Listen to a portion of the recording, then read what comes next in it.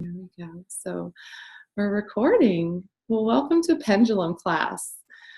This is kind of like a Pendulum 101, I would say. And to be quite honest, like many of us in the group already, I think have been using pendulums already, and there's nothing wrong with that. This is going to hopefully heighten your understanding of that if you're an existing pendulum user. And if you're brand new, this is going to start right at the beginning. I even have my brand new pendulum here today because I thought, I had the inspiration to go through and do the dedication, which I'm skipping ahead, but we'll dedicate our new pendulums. And if you have never officially dedicated a pendulum you've been working with, I welcome you to participate too. So I'm going to try. I don't know how long this is going to be. So I'll let you know ahead of time if you're watching live and you have to jump off. That's awesome. It'll be here for you to catch the replay. I've got the Zoom set up for like 2 hours, so I'm hoping, to be much less than that, 90 minutes or less. I don't know. I had no idea. I was speaking for an hour on Tuesday's question and answer, and an hour went by before I knew it. So that happens. Let's take a minute and center ourselves. Karen joined. Hi, Karen. So I'll only look at my phone just every once in a while if I feel like I see a lot of comments happening or whatnot. So if I miss out on welcoming you, welcome. And to anybody who's catching the replay, welcome to the replay. So much magic going to happen here. So let's close our eyes and center ourselves for a minute. And I love to hold my pendulum just because, I just want to hold crystals and stuff when I do stuff like this. So go ahead and grab any crystals that you love. Close your eyes if you feel called to do so. And just take some nice cleansing breaths in. I can finally breathe better. So this is really nice. It feels good. Imagine you're just setting aside anything that's not serving you right now. And as busy people, as professionals, as leaders, moms, whatever you want to call what we are, it's nice to set aside things. Just release them. Let them go. This includes anything that no longer serves you as far as worries or concerns. Breathe in the feeling of love, of unconditional love, forgiveness, clarity and understanding your purpose. Breathe all that in as you expand and make space for it by sort of reducing the clutter with what's going on. And as you're doing this, I also imagine a grounding sort of happening below where you sit, below your feet, all the way through your foundation of your home or wherever you're at right now, your business. You are grounding to Mother Earth at this very same time that you're breathing in all this good love and wonderful joy into your life. So know that we're all connected. We're all connected through space and time right now as we all ground to Gaia, to our Mother Earth. And that's wonderful and beautiful. And I think keeps us all unified as one, especially those who are working on, raising the vibration of the communities around them and the people they work with and themselves. So, all right. So I'm calling in all of our guides, all of our higher selves or our oversouls. This is like, this is like the aura around us. And I'm calling in all of the light beings that work with our pendulums already, that are waiting to work with our pendulums. I call in all, and I welcome all of us to this call, to this transmission. We're going to have a lot of fun with pendulums today. So just pay attention. And you guys can open your eyes now. Pay attention to feelings you have, like when you get the chills, when you're working with a pendulum. Just stay connected to you, especially through this. I'm going to be doing a screen share. And so in fact, let me get that going. Because I have a PowerPoint presentation for you guys. And so let me do that and get it going. Okay. So yeah. And I'll wait a second because I think I need to be able to see. Hi, Kristen, you joined in. It's good to see you. You're in your layover. Yay! She's traveling through time and space and able to say hi. Well, I hope you're feeling well, and I hope your travels are going well as well. So, all right, everything's catching up. I think you guys are seeing my PowerPoint presentation. I'm going to go ahead and put you away because I don't really need to see you right now, and you should go away. Okay. All right, already flipped through one page there for myself. So we've got the pendulum class. Welcome. This is kind of inspired by a book I read. It's very much inspired by a book I read called Pendulums in the Light by Diane Stein. And it's a great book. There's also other pendulum books out there. I haven't actually read more than one pendulum book. I just started using the pendulum, and then I actually was like, okay, maybe I should read a book on this because, I learned enough from somebody that I needed to figure out what way was yes and what way was no, but I had no idea. I kind of thought I was controlling it myself. I spent more time looking at my hand than looking at the pendulum. So yeah, I really appreciate Diane Stein. I came to her through some Reiki books, and then also through a spirit guide book that I'm hoping to get into, and maybe include, connecting with your spirit guides, maybe include that as a class later on in this group, as far as Akashic Records and soul development. So, all right, let's go ahead and start at the beginning. I know many of you have bought new pendulums in recent times, and we had a full moon recently, so it's great if you caught the purification capabilities of the full moon. So let's just kind of start there. Let's start with purification of your pendulum. So you guys don't need to focus on reading the entire, all the words I've typed up on here. This is going to be available for you later. It's kind of like my notes as well. But just know I'm kind of flipping through slides as we go, and I might be a little bit ahead of myself on a few of them. So these are really here to keep me on track as well. So, hi, Leanne. I'm just seeing you pop on. Just so anybody who joined in, I'm seeing comments on my phone. So it's just this brand new technology I'm using, broadcasting through Zoom to Facebook. So really cool. Ask me about it later if you need to use it for your businesses. So anyway, when your pendulum is brand new, when you've used it for a while, when it's gone a lot of places with you and been around a lot of other people, and certainly if anybody's picked up your pendulum and played with it, you're going to want to cleanse it. You're going to want to get rid of any existing energy. I don't even want to put any words on it, positive or negative, but any previously existing energy that is on that pendulum. And many pendulums, I guess most commonly, are made with crystals. I have this rose quartz one. I have a lapis lazuli one, and I also have like a chakra one that has multiple stones all fused together. So those ones definitely need cleansing, and quite often, because the stones themselves are meant to offer something, some sort of energy. Amethyst is different than rose quartz, is different than, all these other variations. And then they pick up things as you get using them, and they pick up energies from places where you're visiting if you take your pendulum traveling with you. So it's always good to do a little cleansing of your pendulum. You can also make your own pendulums. If you're in a pinch, you can use a necklace for a pendulum. And honestly, having it close to your heart, wearing it gets it even more connected to you. So yeah, as long as your necklace is fairly balanced, you wouldn't want to use one that has a lot of like beads on them, for example, that might be a little bit imbalanced, different shaped rocks or whatever. I like my stony jewelry. So let's see. Oh, Holly just joined. Welcome, Holly. Yay. So glad you are here.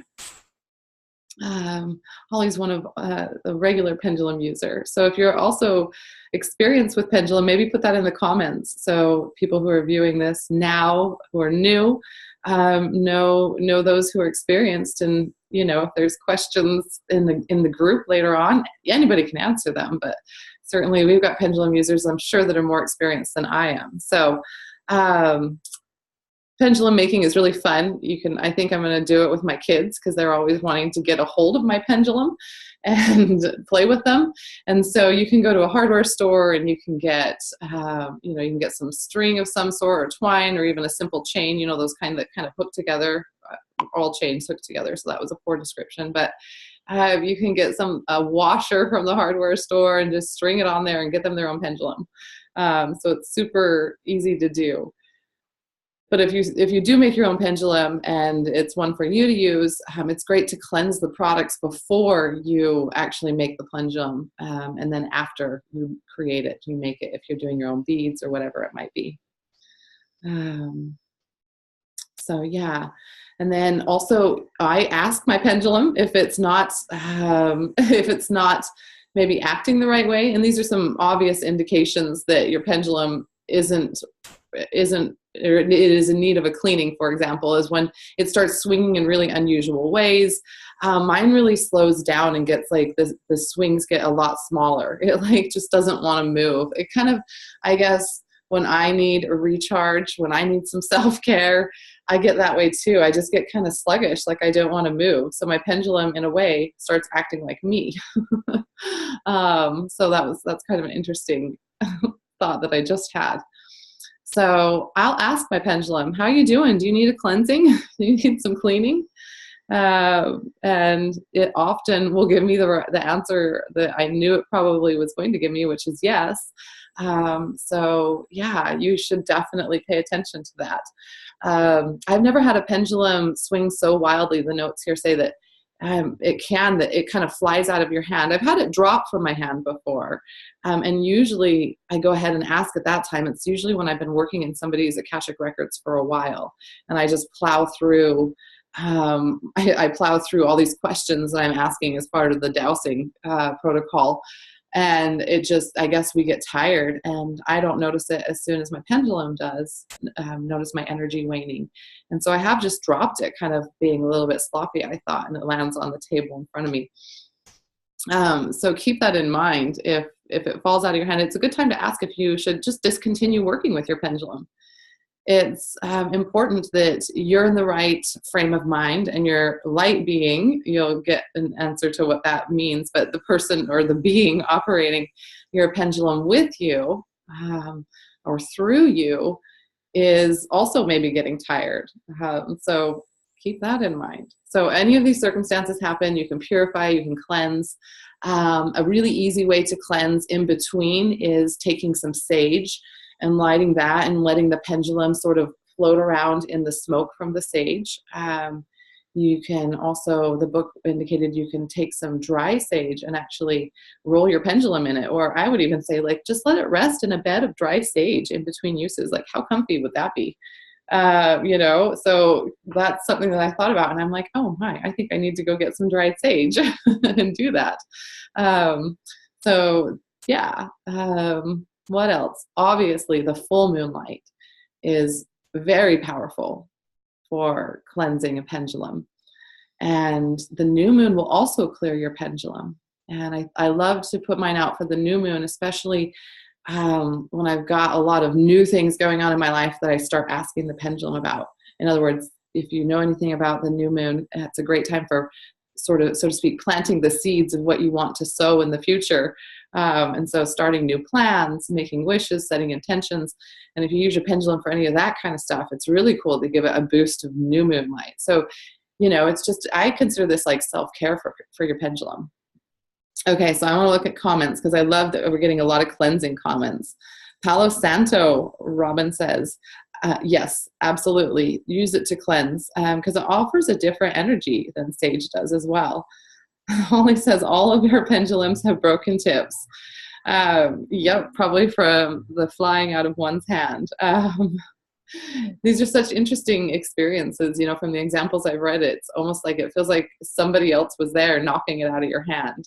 So absolutely. In the end, yeah, if you don't use it very often or whatnot, it might just need a good charging, good cleansing, rededicating it and yourself to the work you're going to do with it, which I'll get into that in a moment. So there's a few other techniques to cleansing a pendulum. I can let you guys sort of experience those on your own when you look back through the PowerPoint presentation, because the main ones I really like are the full moon and the new moon light.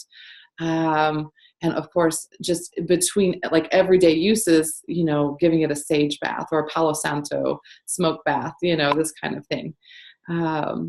So yeah, there's some other ideas there and some kind of do's and don'ts that you can look at as well later. So go ahead. I mentioned this. And let me see. Anybody else had any questions? I want to make sure I don't miss anybody. So no, wonderful. Yay. I'm glad so many of us are able to be here live with all the people working and having all sorts of obligations. This really excites me. So yay. Okay, so dedicating your pendulum to the light. Let's see.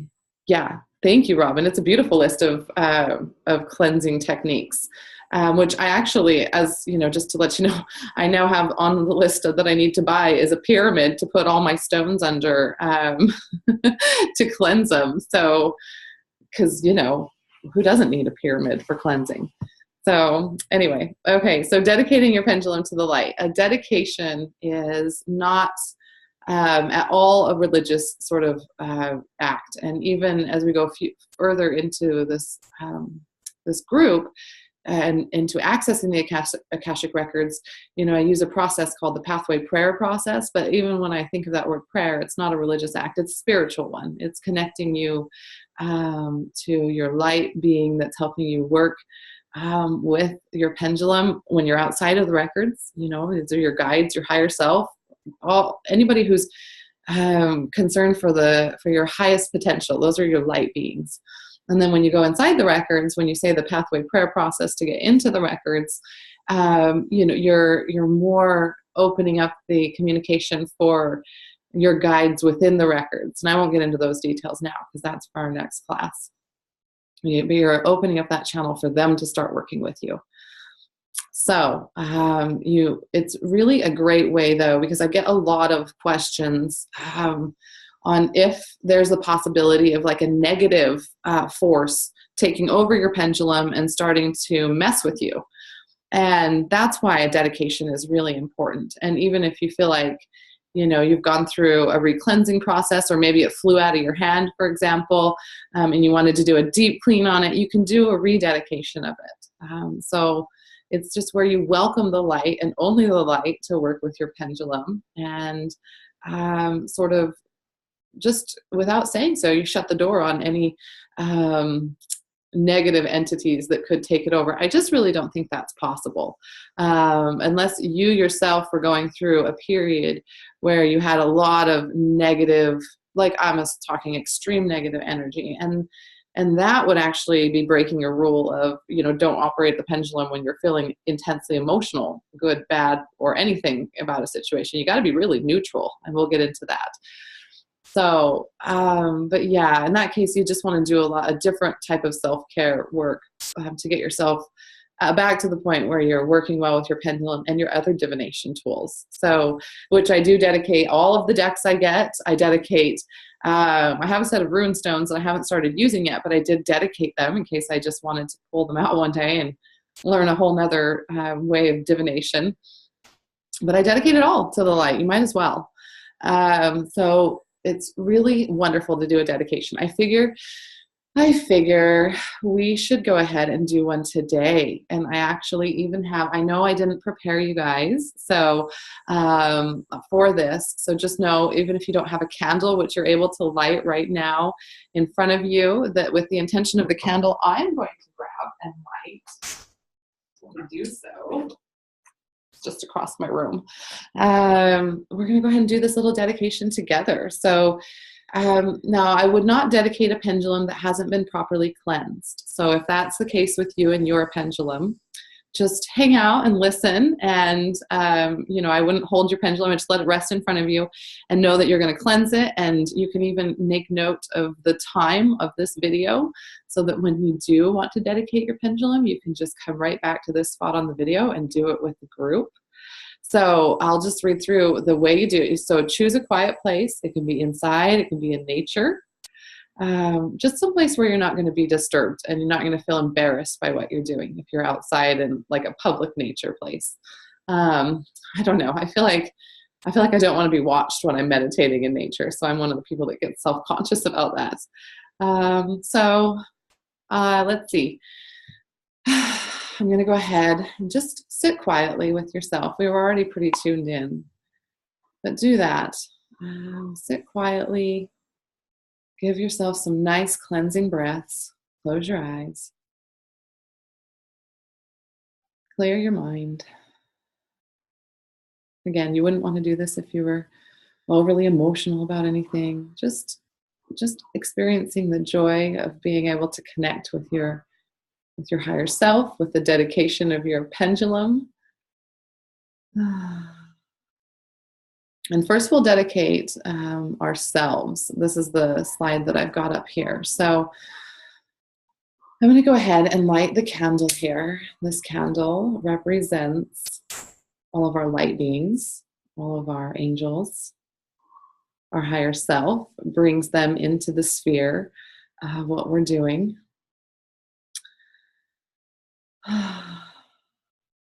So again, this time we're gonna dedicate ourselves to the light, and then right away we'll go ahead and continue the dedication for our pendulum. So take some nice whole breaths in. You don't need to hold your breath. Release it slowly.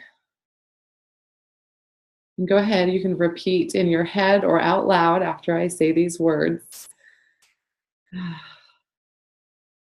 I dedicate myself, my life, and all my lifetimes and between them to the light.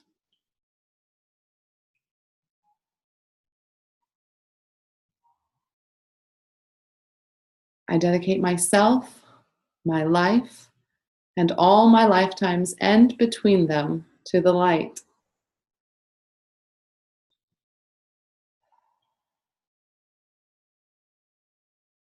I dedicate myself, my life, and all my lifetimes and between them to the light.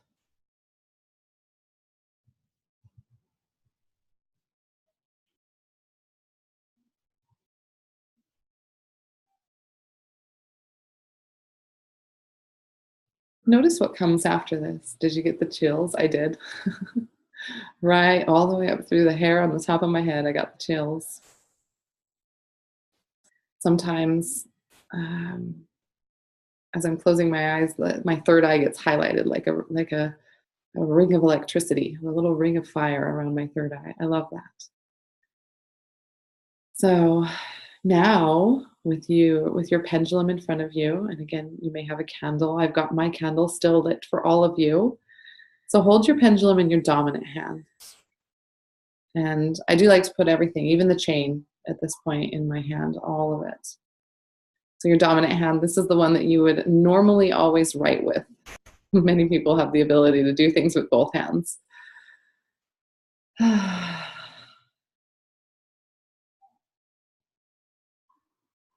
dedicate this pendulum to the light, and only to the light. And I ask that a being of the highest light work through it always.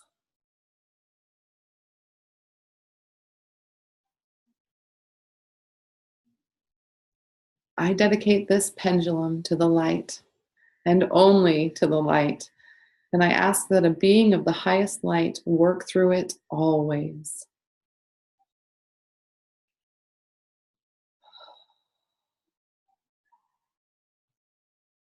I dedicate this pendulum to the light, and only to the light. And I ask that a being of the highest light work through it always.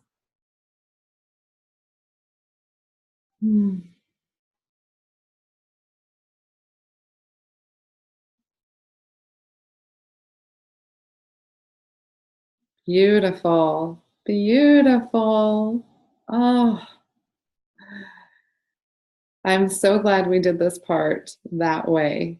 I knew I hadn't dedicated my pendulum that I just bought for a reason, because it was so called and meant to be with your energy. Thank you all Those of you here that did this rededication of myself and yourselves and our pendulums. Okay, beautiful. I'm going to go ahead and just relieve the candle and know that we still are always surrounded by our light beings and our highest self and our angels and our guides. They are always here with us. All right.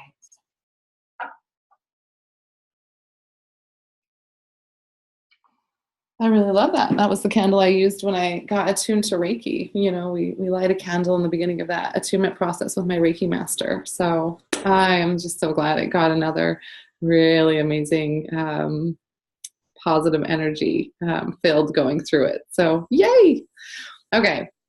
So we've kind of entered into this sort of meditative state, doing some breathing exercises. And certainly you know how you like to get into a meditative state of mind if you've meditated before.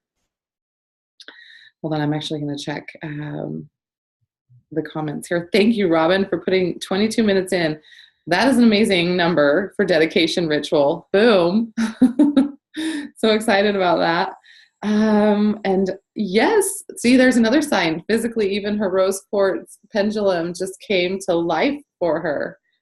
Oh, beautiful. I just had to take a minute to look at my own pendulum there. Thank you, Robin. Yes. Oh. Okay. So I think on this one, let me see here where we're at. I'm not going to go through the whole clearing your mind meditation, but let me give you some tips on meditation.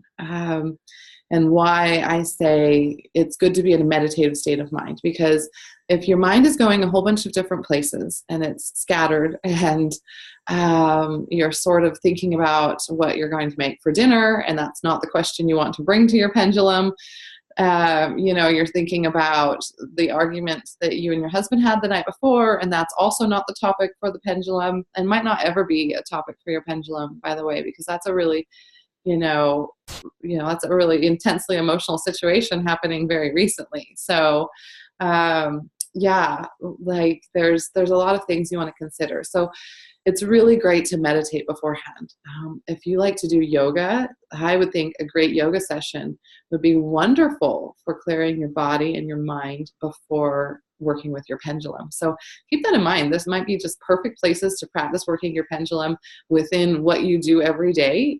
So even if you don't have like a big meditative practice, which I do encourage, and this group will encourage that with accessing the records, it's a great way to just incorporate it after you do, physical exercise or yoga. Just your mind is a little more clear. You feel like you've sort of worked through some of emotions or anything that might be stored in your body or your mind. So the best way to focus your attention, or to learn how to focus your attention, is through meditation. And there's so many good benefits from meditation. Your psychic abilities, your intuition, or your ability to understand and receive the communication from your higher self and your guides, that will grow. I know absolutely beyond a shadow of a doubt that your blood pressure decreases because like I practiced hypnobirthing for the labors of all of my children and this current one as well. And it was like my first step into meditation. So honestly, I say that children really opened up my third eye.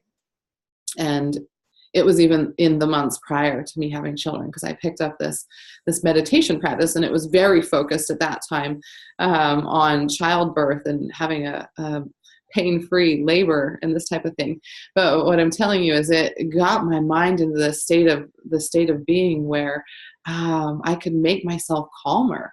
Even in a point, anybody who's had a baby or been known a sister or a family member or anybody who's had a baby that's talked about it, you can experience this intensity through them. And of course, if you've had one yourself, you know exactly what I'm talking about. But it's a real common time for your blood pressure to rise. You don't know what's going on, and it's a little bit intense. Many people say painful. But yeah, I do this. I do a little mini meditation breathing exercise every single time my midwives check my blood pressure.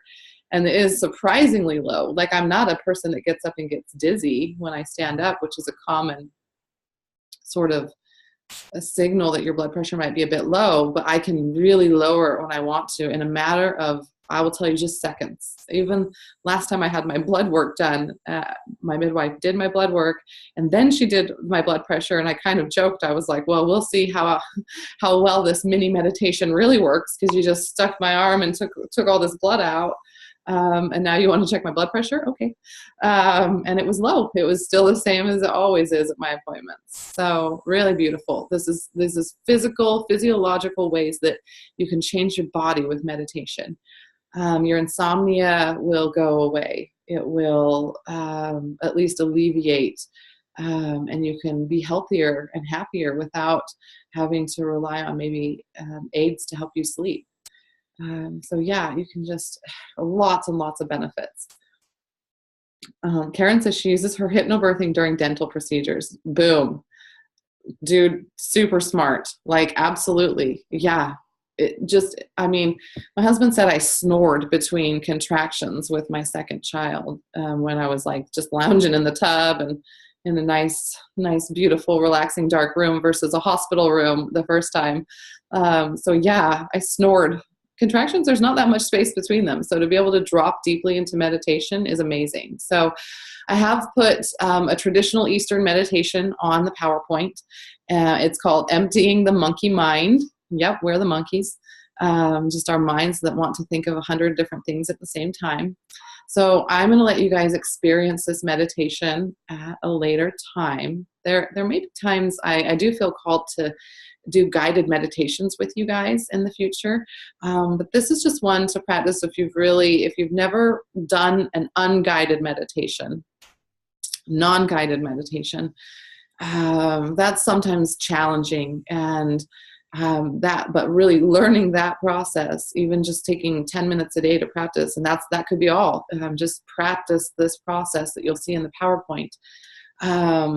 That can really help improve the speed with which you get into that meditative state of mind. So the more practice you do, it will just become like effortless, So, and I'm talking, I practiced like for my first birth, I practiced for like 12 weeks straight with my hypnobirthing meditations. With my second, I started practicing a lot earlier. I practiced so early that I got annoyed with it at the end of pregnancy.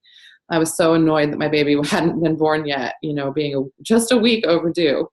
But they worked when I needed them. When I had to call to them to come to me, they were there. So just keep that in mind as you go through and you do this Eastern meditation. It is more challenging, and you can always go back to doing some guided meditations as well, just to be able to follow along with somebody giving you a place to be in your meditation.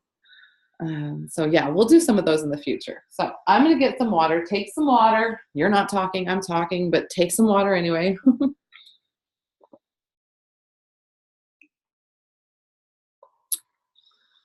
Let's see how we are on time. I feel like we're doing pretty good. I like this. I like this pace. I'm just checking to see if there's any questions that have popped up. No. Beautiful. Perfect. Okay. Beginning pendulum use.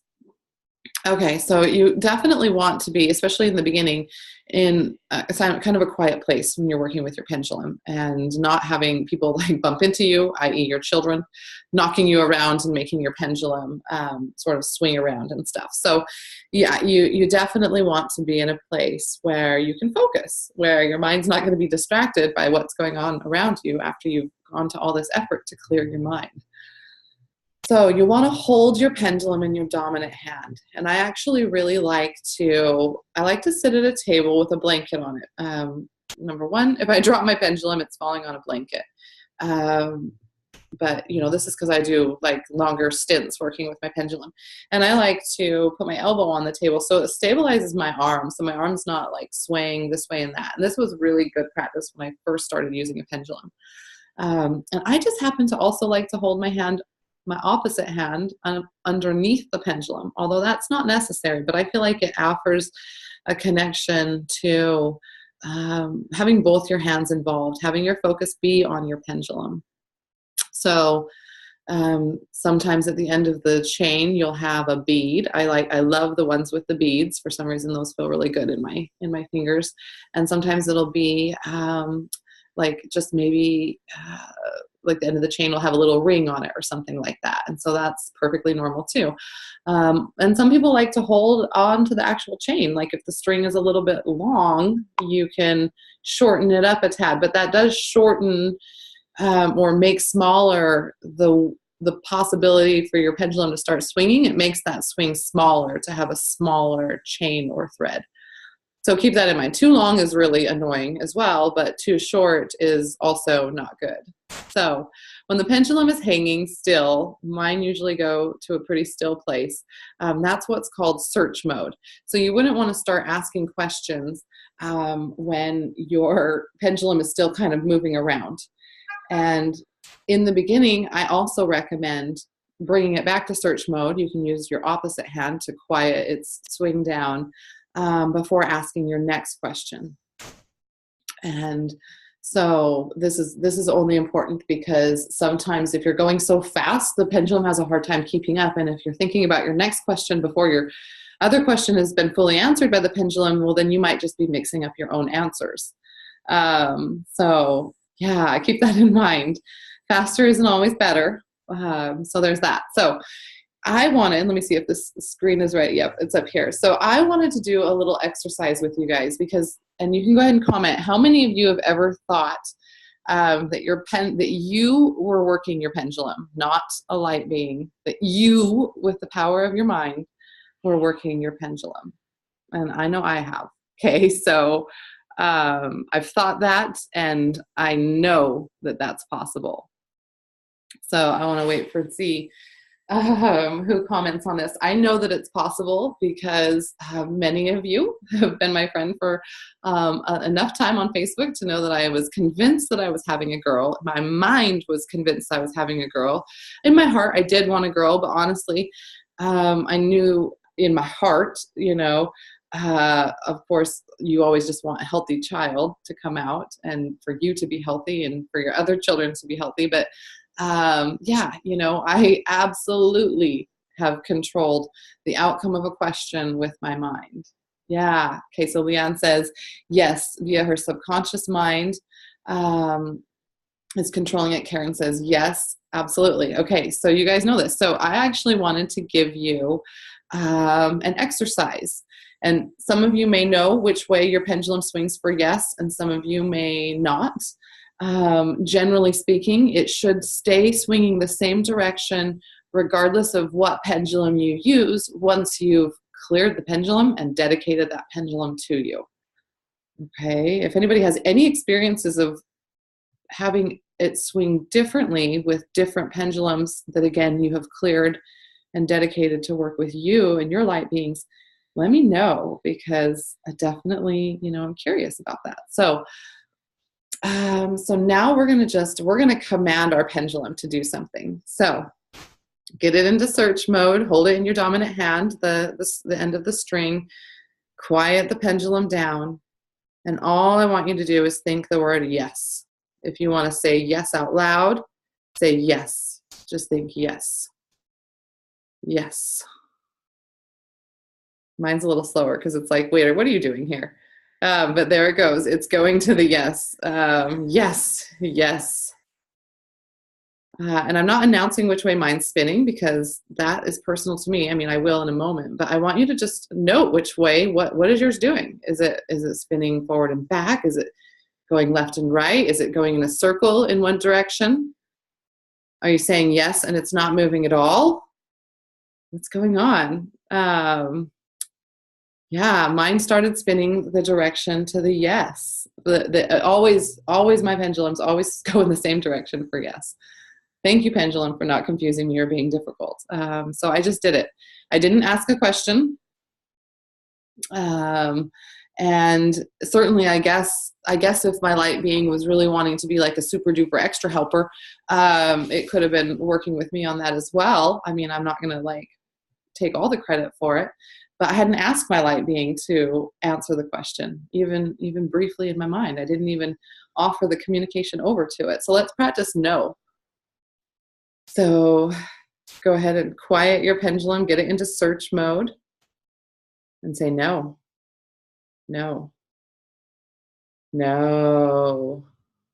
And it happened a lot faster. Going to the no. It's really small because I think it knows. It knows that we're sort of we're doing some party games here.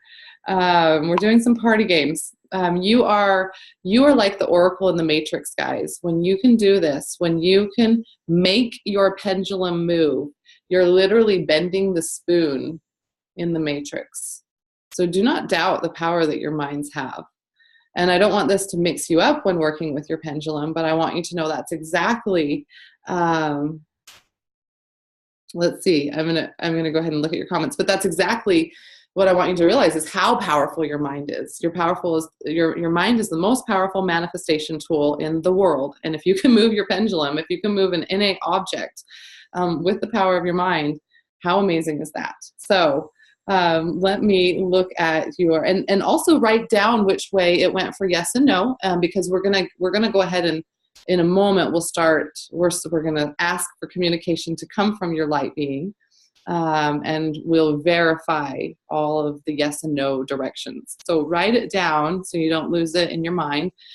Not everybody has pregnant mind going on like I do. And you can do the word maybe if you want as well. Maybe's harder for me because yes and no is really intense, but you can do maybe. When my pendulum, it just sits in one spot. It just stays in search mode for maybe. It's almost like, move on. So let's see. Okay. Karen says her pendulum used to switch every single time. It was so annoying. She got a mat. So she's using a chart to help it chill out. I think that's what you mean by a mat. And now it always follows the mat, even if the mat isn't there. So I love that. So we'll go into charts, working with charts as well. Let me know if that's what you mean by mat. And also if you have a cool mat that you want to take a picture of, please share, Karen. So Robin says hers went counterclockwise, then moved the forward and backward that I've always received before. Interesting. Yeah, I don't know what that's about. Okay, so that's just a good thing to note. Let's get back to that. What could that be? Does counterclockwise mean anything for you? That would be my first question.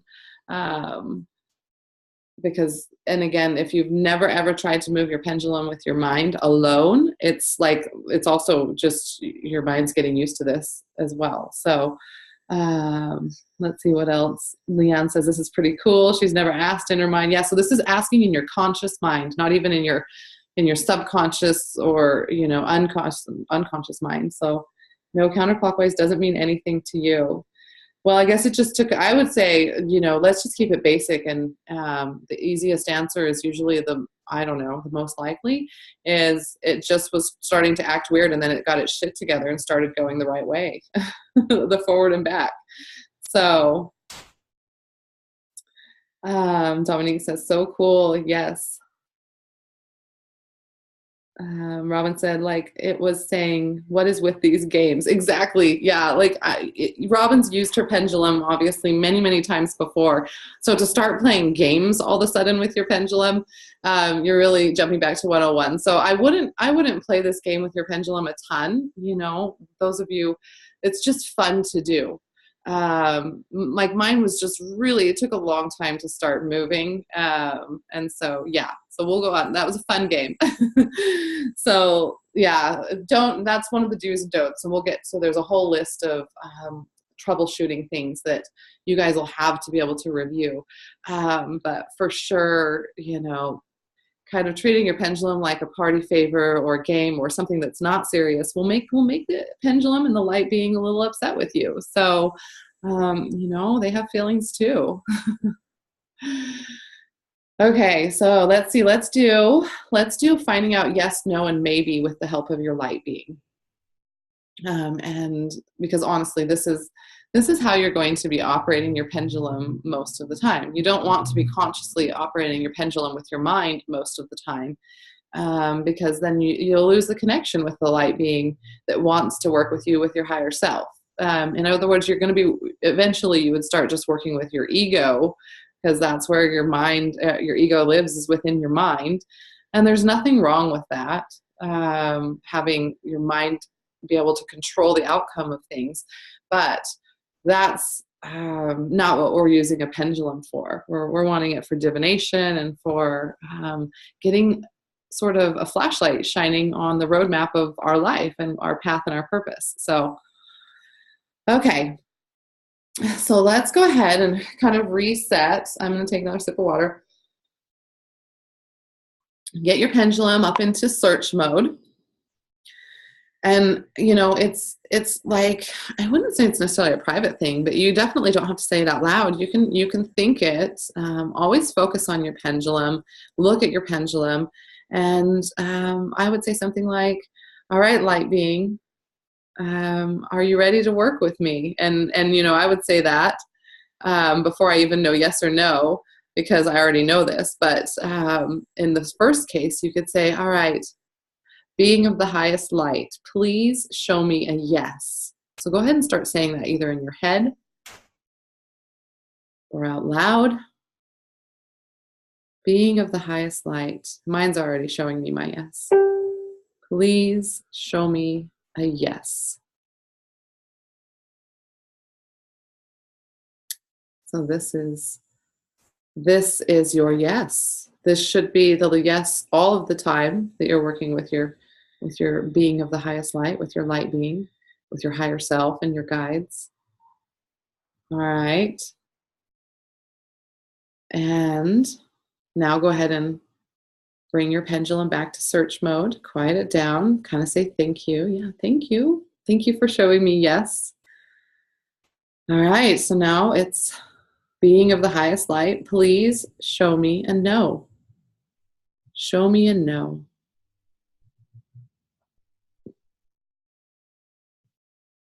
And there I go. My no is so small today.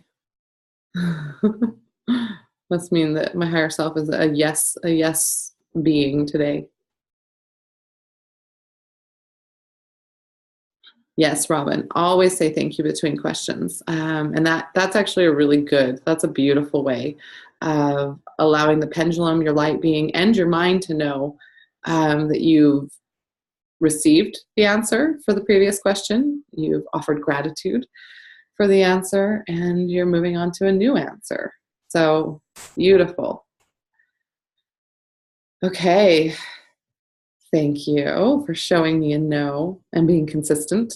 So I now want to ask my light being to confirm, and please show me a maybe. Please show me a maybe. And again, mine just stays in search mode. But give it time. That way you know you're getting a response.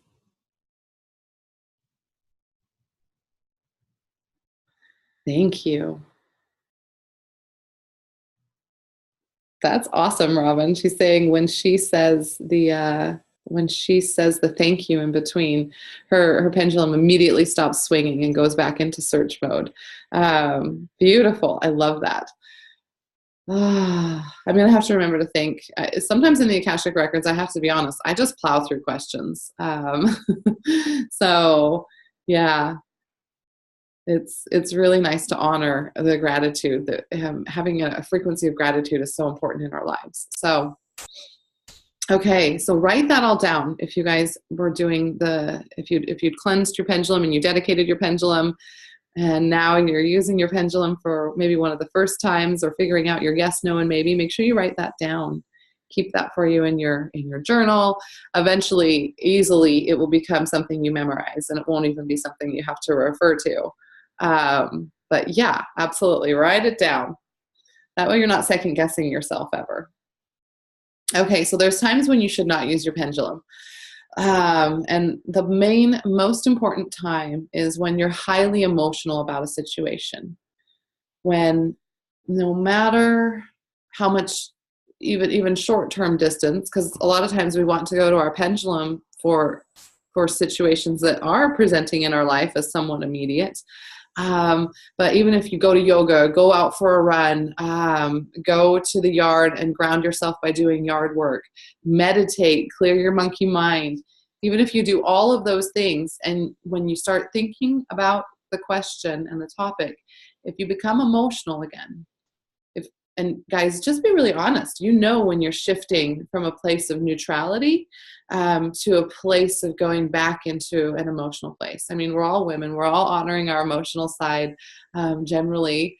Hopefully, I think a lot of men that are fully in the masculine side, they sometimes block the understanding of their emotions. But tune into that and know if it brings up any sort of emotional response to you, then you're probably not distant enough about the situation. And it's better to find somebody not connected to help you with the question.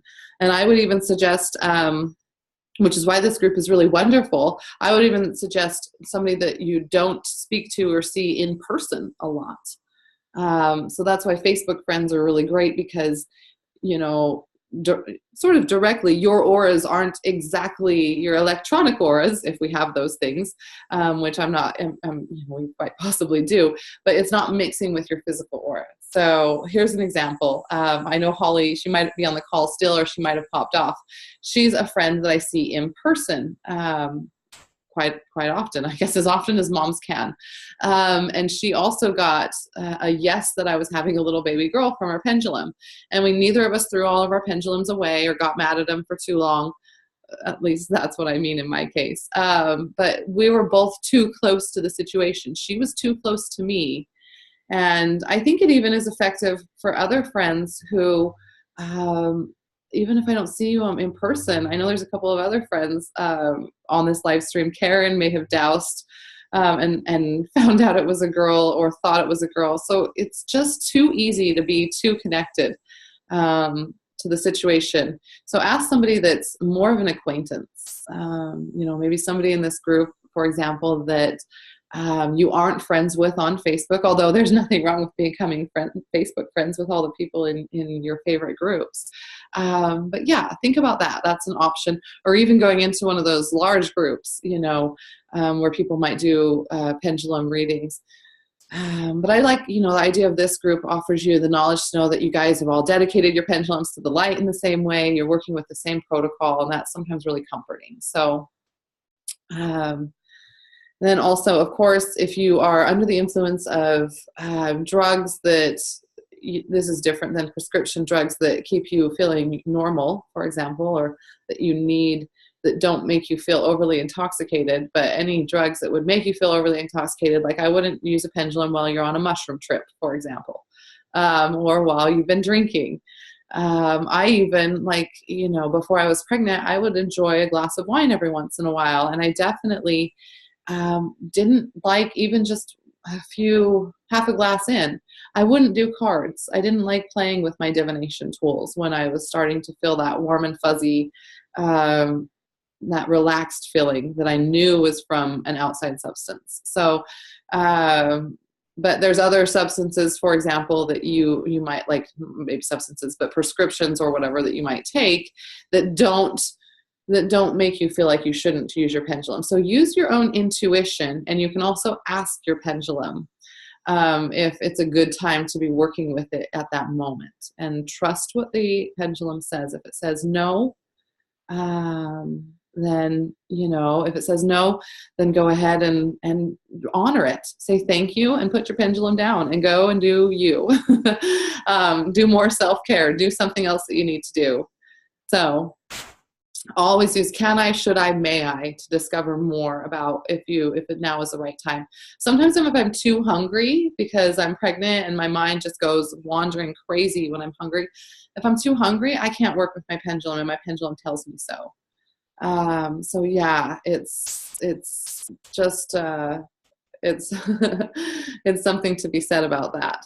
And then also, if you feel like your pendulum maybe not be offering you the truth, it's never a good practice to doubt your pendulum all the time. But if you ever get the answer that your pendulum has been untruthful for you, stop using your pendulum, and go ahead and cleanse it and get it rededicated to you. This is like putting your light being in timeout, I suppose. Like, hey, what was going on? Rededicate yourself, take some distance, and simply don't ask that same question to your pendulum, because it's still looking out for your highest good. And for whatever reason, my pendulum wanted me to think I was having a girl, but I never said, is this the truth? I never second questioned it. I didn't give my pendulum the third degree either. So, and Leanne says, a scan could be wrong. Oh boy, I not only had the ultrasound, but I also had the blood test. So we are blue for boy all the way. I don't think the blood test can be wrong. So yeah, I went ahead and did it all. So beautiful, beautiful, good timing. I think it will be about another 30 minutes here. And again, if you guys have to pop off, no big deal.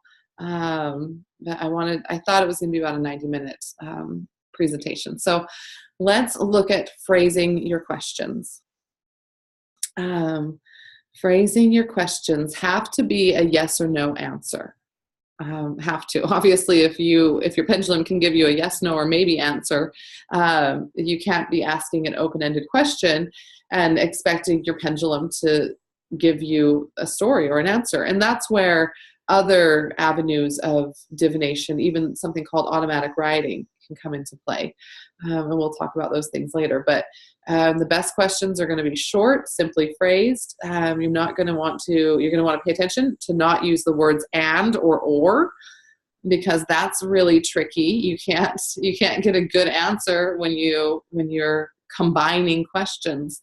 So the only time you could use, like, if you were looking at a menu, for example, this is again another way to use a chart. If you were at a restaurant and they had a section of salads and a section of sandwiches, you could potentially say, should I get a salad, and look at the direction on the menu of where the salads are, or should I get a sandwich and look at the direction, and if one starts swinging more towards one direction or another, that would be a good indication. But I still think I would get a confusing answer, because when a pendulum swings one direction, doesn't have to swing back the other direction. So I would really just say, should I get a salad and wait for your answer? Or should I get a sandwich and wait for your answer? And you might think these are silly questions to ask, but being in tune with the foods that you eat, if you're indecisive, then you check in with your higher self and see what's appropriate for you to eat that day, So keep that in mind, that these aren't necessarily trivial questions. It's a great way to get a relationship going with your pendulum to start with. Maybe different vitamins, different health supplements that could be beneficial for you. Health supplements can be so confusing. So I definitely think it's an amazing way to use your pendulum. Finding out if you have sensitivities to foods, to certain types of gluten or dairy or corn or whatever it might be. You can definitely use your pendulum for that. So these are healthy, helpful questions, not trivial ones. And again, it goes into phrasing your questions. If you're not getting the answer you want, don't ask the same question again in a different way, because you're just going to end up making your light being a little bit ticked off with you, making them slightly perturbed. So you can ask more detail on the same question, and that would be a different element. But even when you get to that point and you're asking for more detail, I think that even goes into the realm of automatic writing, and really wanting to get your pen down and work with your higher self through that process. And believe me, you know what, you guys, the next class on the Akashic Records and accessing the records, it'll get you started on that process of automatic writing if you've never heard of it or if you've never practiced it. So I know lots of people in this group are experienced with automatic writing, so there's lots of people that can give us support on that. So, okay. Well, let's go through. And first, if anybody has any questions at this point in coming up. We're going to go through some troubleshooting. So go ahead and post your questions and I'll check in. And then at the end of the troubleshooting section, you can post your questions again. But we'll just kind of go down. I'm not going to read it all word for word, but I'm going to use it as notes to expand on the areas that I have a lot of experience with. Okay, so there's like, I don't know, maybe almost 20 different, or is it more than 20? I don't know. I've already forgotten. There's a lot of troubleshooting tips. So I wanted to give you guys a thorough PowerPoint to be able to use, to not feel like you had to go buy this book necessarily. Although it's a lovely book that this knowledge has come out of. Okay, so like I think it's really important to state again that making sure that you've got a clear focus on what you want to do, you're not highly distracted, but also looking at your pendulum when you want to use your pendulum is really important. So that's, I think, one of the big things. Let's see, always definitely want to make sure that your pendulum does not need any sort of energetic clearing. Again, if it's starting to act weird or swing slower or be slodgy, not work as fast, can kind of pretty much act like me when I need to hit up some self-care for myself. And think about that for yourself. You know, how do you act? Do you get temperamental? So your pendulum might just be reflecting that it needs a good energetic clearing. So yeah, look at how you've been treating the light being running your pendulum. Make sure that you're directing questions at them, and also giving thanks at least every so often that your pendulum is feeling respected. And I love Robin's input to do it as a way to take it back to search mode, to kind of reset the pendulum and be prepared for the next question. And then number 8, I think on here, absolutely beyond a shadow of the doubt, beyond a shadow of the doubt, if you doubt your pendulum's ability, then it won't work for you. You will be right. If you get to the point of doubt, then your ego is taking over, and your mind will control the outcome, or just the doubt, the energy of doubt will control the outcome, and it won't work for you. Leanne asked a great question. She said, do we dedicate ourselves and it to the light every time? No, you only have to do that like the first time when you first work with a pendulum. And I don't rededicate myself to the light unless I go through, like if I was to go through like a really heavy funk of being low or depressed, then I might do a rededication of myself, because it's just kind of good to refresh yourself. So let's see. Just want to make sure. How's the transmission going, guys? Does it pause very much? Let me know about that as well. I want to keep track of if the quality here is going well. So again, just to finally answer that for Leanne, is no, you don't need to dedicate it every time. You don't even have to rededicate it after you clear it. Clearing it should be just fine. I would say if your pendulum is flying out of your hand and not staying within your control after a good energetic clearing, then you may want to rededicate it. Absolutely. Okay, cool. Good. All right. Then I just saw a little scrolly thing moving on my phone, but Leanne confirms it's been great. Thank you.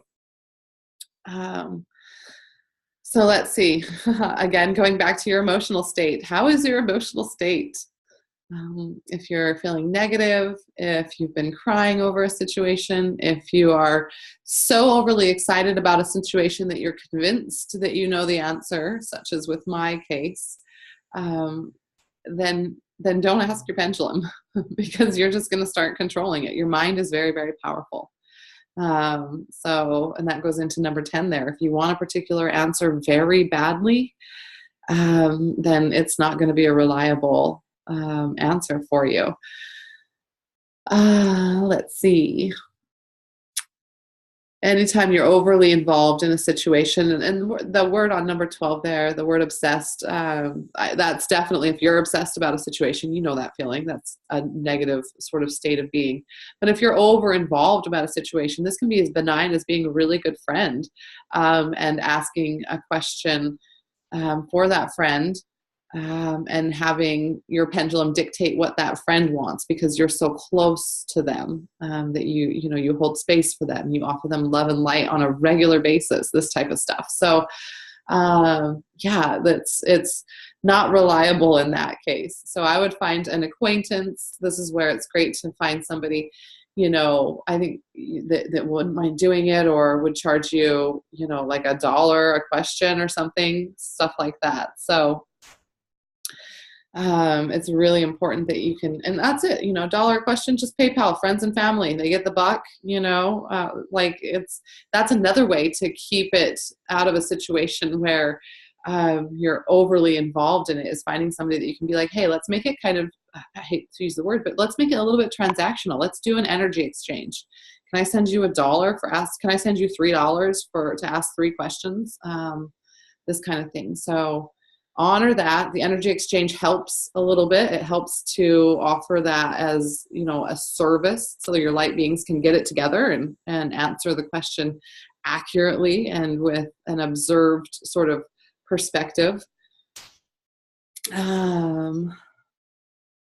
And then obviously, if you're asking the same questions over and over again, this is going to make the pendulum eventually probably just sit in search mode and not respond to you.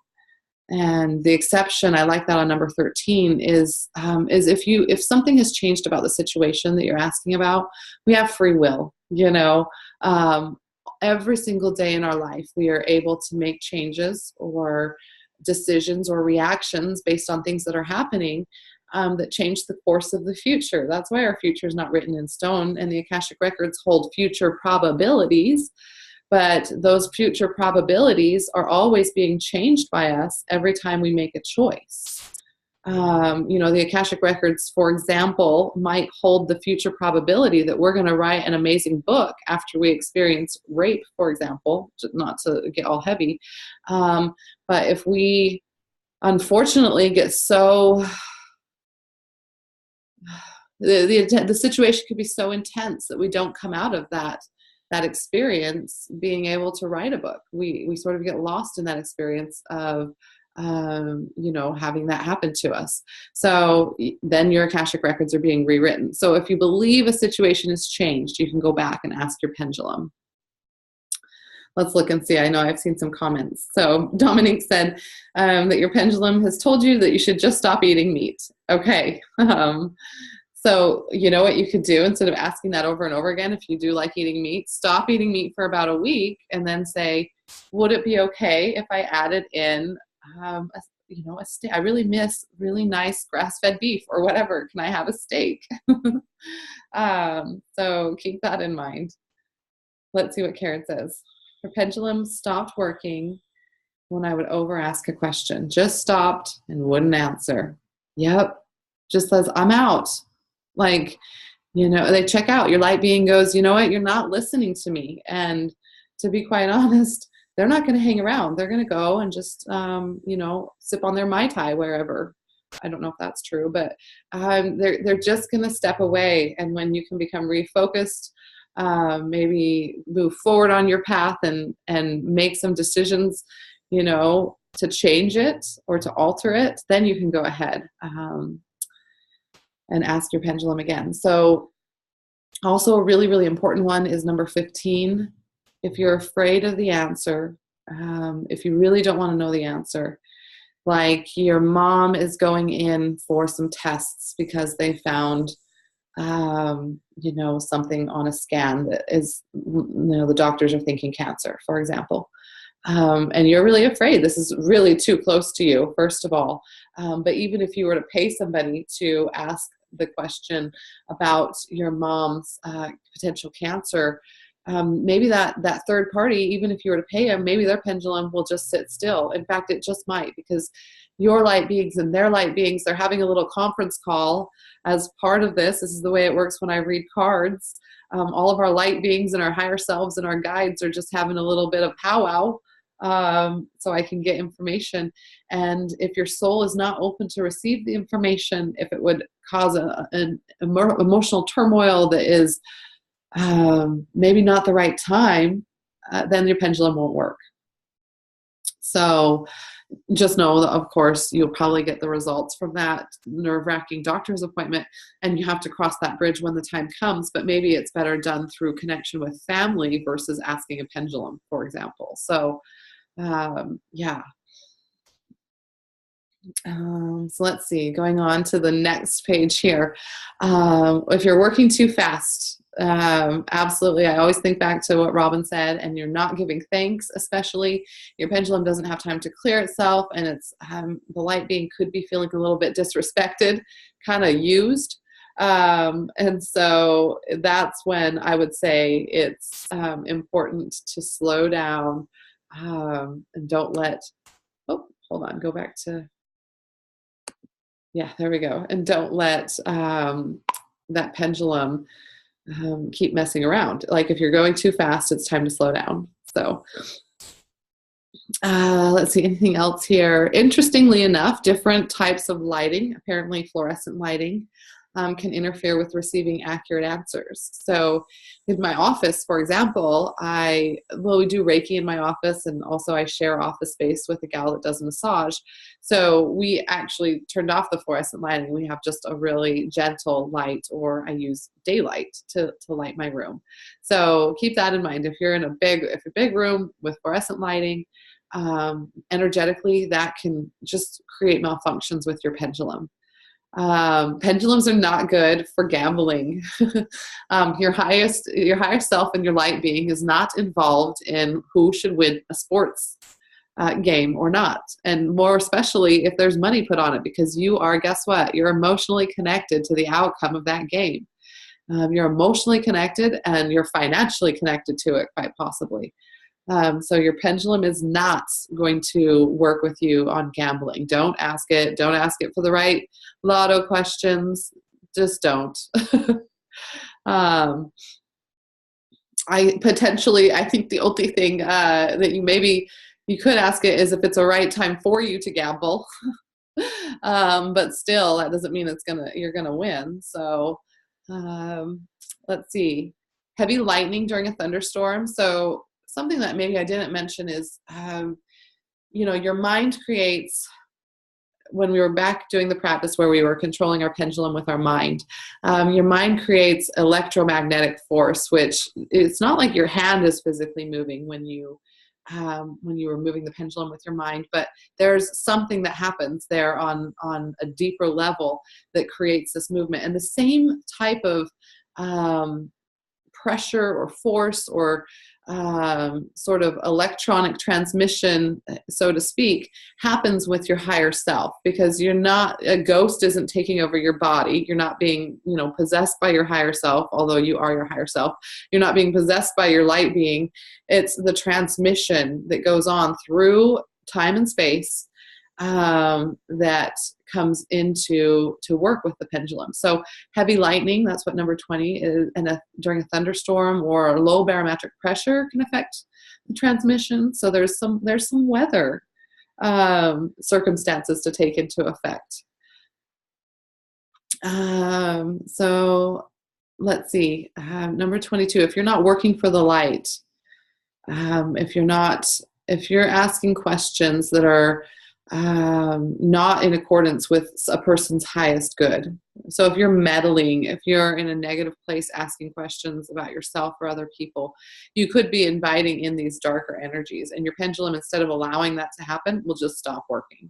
So it acts like a little bit of a stopgap. So please be respectful for yourself and for the beings that are helping you work with your pendulum, and not meddle where you shouldn't be meddling. So it's, everybody has integrity. We're all born with that. If you're in this kind of a class and you're doing this soul development, it would start pinging and you wouldn't be able to ignore it. So,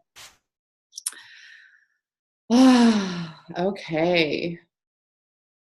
Let me see. I'm going to catch up on any comments. Dominique says, she says that she's had the inclination to use a pendulum for a while, but never listened to the voice. And then this class, this group, it came along. Yep. And you know what? I love that. She felt safe and secure. So it was all leading up, like divine timing right there, girl. I just love that, that feedback, because, you know, and I even had somebody ask me if I had been to somebody with the pregnancy of my second son. I didn't find out the gender. I waited until he was born to find out. And a lot of people asked, well, have you gone and gotten doused? And I didn't even know what this meant, doused. Like, I thought somebody was going to throw something on me. I was being doused in water. So it didn't even call out to me, but that was like the first inkling. I was already using cards. I was already using a divination tool, tarot cards. I was already involved in that, and I was just starting to get prompts to go towards pendulum use, but you know, it wasn't the right time. And it really wasn't until I got attuned to Reiki, and I found this author. I started looking at the other books that she had written, and I was like, oh, she has a book called, you know, Pendulums in the Light, Communication with the Goddess. And oh, that word goddess just called out to me. Let's see. Leon's asking, by light being, what do I mean by light being? Is that mainly one of our guides? So light being, it could switch. It could switch between any variety of guides. It could be your higher self, your oversoul. Higher self and oversoul are kind of synonyms. I mean, about the same thing. And it could be one of your guides. So if you have, you can even, it could be your guardian angel as far as a guide could go. When you're in the records, it would be somebody that we refer to as your master, teacher, or loved one that is working with you and your pendulum. So it's, I think the generic description, the way Diane Stein, the author, wrote that about light beings, is it's the person, the being, I hate using that term person, the being that's working in accordance with your highest light at that moment. Okay, so if you were feeling a little bit blue, you know, maybe it's your guides that are working in the highest light because your soul feels a little bit blue. And you know, I can definitely say, you know, I sometimes get to a place when I'm feeling blue where I don't know what I want to eat. Nothing sounds good. I know I need to eat. And so I might be using the pendulum for asking food questions, or, you know, this, like, what kind of self-care do I need to do right now? You know, do I need to take a time to do this or to do that? And so, yeah, so it might be a different being. It might be your guardian angel looking out for you in that moment to restore the temperament of your soul and your highest self in connection with you and your human self, to being in the same place. So, okay, let's talk charts. I love that picture of a chart.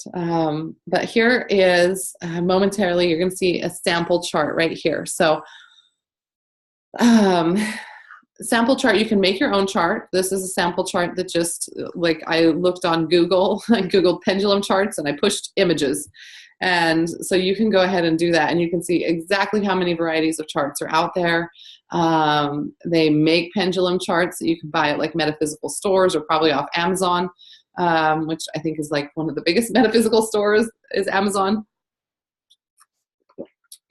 So you would hold your pendulum down at the base. I think the next picture is a blank one. It actually tells you that. But you would hold your pendulum in search mode right over the dark little half circle there at the bottom.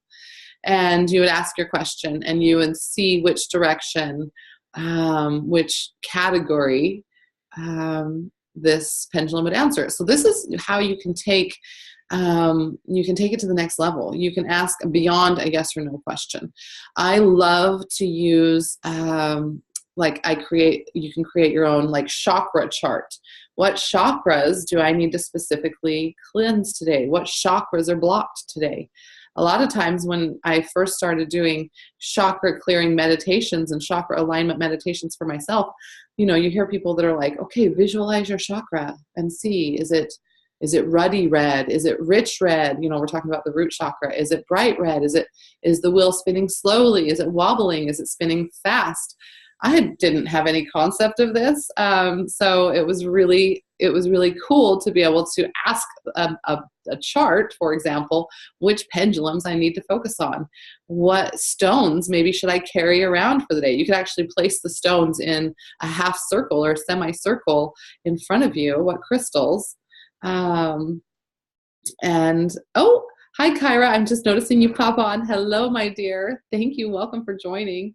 So yeah, you can ask all sorts of questions, and you can print off your own charts. Like I said, I just Googled pendulum charts and pushed Google images. On Etsy, they have different awesome, amazing souls out there that have made pendulum charts for people. So you can go ahead and start there, for example. This is an example of a blank one. And yes, it says hold the pendulum directly over this spot. That would be in search mode. Yes, Diane, absolutely. Charts are fantastic. And a chart can be, here, I'll go scroll through. Oh, there's another one. There's my chakra one. So yeah, Karen says that she's just got, her mind is blown open. It's a whole different kind of chart. Yeah, so I'm sure there's as many different kinds of charts as there are possibilities on Google Image. I'm telling you, don't Google Image certain things, such as pregnancy things. Terrible. You just don't want to see these types of things or weird things that could happen with your children. But chakra charts or pendulum charts, those are pretty benign. You'll probably not be disturbed by seeing things on Google Image, but there are so many options out there. So yeah, Diane, here is the chakra chart. So you could take a look at this, and you know what? You could print this off at home. You don't have to spend a bunch of money ordering it from, the place. If the people put it up on Google, and they don't put a watermark on it, then this is a service out there that we can all take advantage of. We can all go ahead and be okay using that energetically. The release of that information in a public manner makes it okay. So this chart gives you ideas of stones that you can do. It gives you ideas of what's going on with each of your chakras, all the way, from your base chakra all the way up to your crown. So yeah. That's another chakra chart. Okay, so have you guys ever lost your keys in your home, more than likely? Or where's my purse? Or where did my kid put the remote control? Oh my gosh, that is the worst. When your kid starts playing with the remote control and like wandering around the house with it, anything about electronics these days is you can't hardly operate some without the remote control. Like, it's just not possible. So you could draw a sketch. This is a fancy, obviously this is an actual floor plan of someplace here, but you could draw a sketch of your house and hold the pendulum kind of right in the middle or even at the front door, and ask, hey, where's thy lost item? Yeah, Leanne says her daughter has hidden the car keys. Like, they hide them so good that until you wear the boots from winter, and it's now like June, until you wear them again 7 months later, you don't find them. And you've already paid to have the keys remade, and it's really annoying and rather expensive, and it's not funny. But you can use a chart. This can be beneficial for feng shui. Where should I put certain items in my house? So it doesn't have to be just for finding lost items. So yeah, potentially Robin is asking, with these charts, the pendulum will swing towards the answer. Yeah, so if you're holding it, like if you're looking at one of those standard charts that's like a semicircle, you would hold it at the bottom in the middle. There's usually a little blank spot, and you'd ask your question and you'd wait for it to start spinning. So it probably won't do a circle. It would probably then, start going directionally. So yeah, Dominique, she says, she asked where in the house it was, and you can even go naming. Is it in the bedroom? Yes or no? Just like that. You don't have to have a chart, but it's beautiful. So she asked if it was in the living room, in the couch, and it said yes, but she couldn't find it. And then she did find it. You did find it in the living room in your couch. Okay, beautiful. I love it.